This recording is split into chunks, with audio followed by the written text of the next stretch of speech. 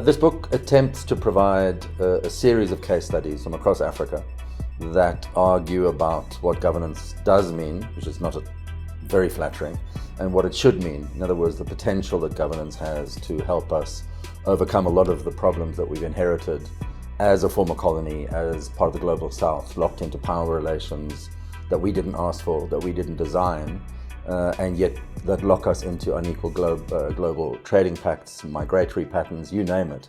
And so the book really grew out of, to a large extent, the student struggles, the need to decolonize the curriculum. Easy to say, look around for texts that help you do that. There aren't any. So we thought, well, we'll write our own. And that's what this book is. It's the second in a series. The first one was a study of Feast Must Fall itself. This one is a more academically engaged book with the topic of governance in the post-colony. We try to approach governance as society-centered rather than just a state-centric debate. So we're not a school of government, we're a school of governance. The premise, therefore, is that the present university system, as it is structured, still constrains the growth of Black intellectuals and professionals. So we present a radical alternative based in a grounded research method in which a number of residential workshops called Green Leadership Schools were run by the authors of this chapter. And this book, whether you are in West Africa, where, for example, in Liberia, you can't declare we have an Ebola crisis.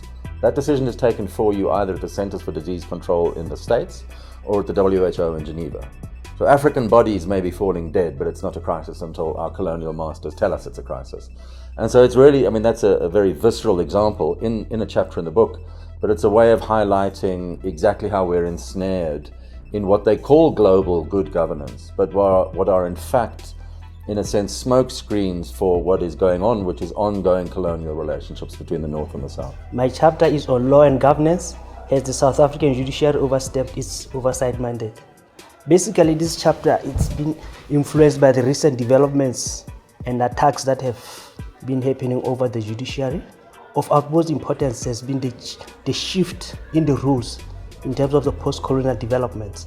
The chapter looks at to what extent has the judiciary been forced to encroach into the political arena. Secondly, it seeks to examine the doctrine of separation of powers.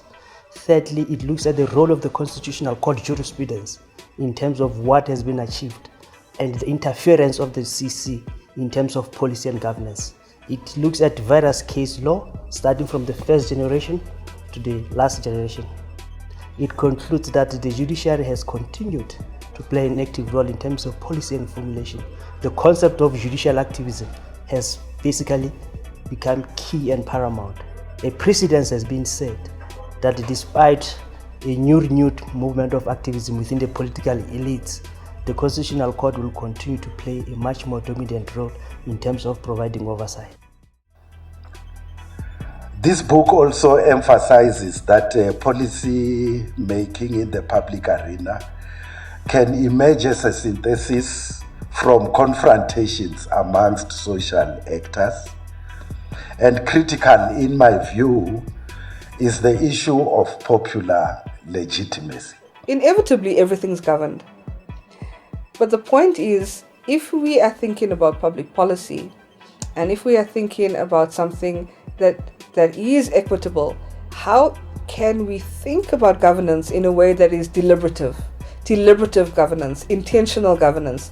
So not just governance that is we look at retrospectively that it happened, but governance that we can design in particular ways that will produce more equitable outcomes. And so what my chapter really does is argues that a deliberative view on governance asserts that there are no preordained sets of outcomes within any kind of system. These outcomes are continuously attainable, and it places limits on the otherwise unfettered market logics and actions.